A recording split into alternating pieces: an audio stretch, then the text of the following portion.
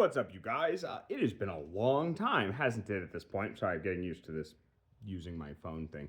It's been a really long time, and I apologize to all my followers for that. I've been doing a lot of wet plate photography. I have a couple of videos lined up with that, but I've been working on some other stuff, getting ready for the rendezvous and such. So I made this bag. I tanned that deer hide that's on it. I tanned the moose hide on my tomahawk here, so that's been a lot of fun. I've got a bunch of hides back over there. I made this really cool arrow quiver, again with the buckskin that I tanned. It's from a buck that I harvested this year during hunting season, so it's been a really good setup so far.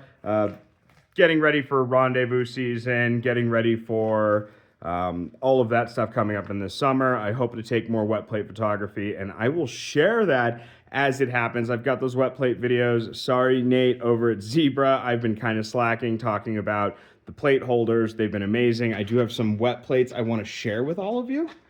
I've got one of my tractor here. So that's on a piece of metal, for those of you who don't know what wet plate is. And then from Native American Week last year, I've got this TP that I did. The light wasn't great for that. I was still figuring out the process, but it's been a long time since I did wet plate. But I've been working on that, so I will have videos on that. I apologize. My bad.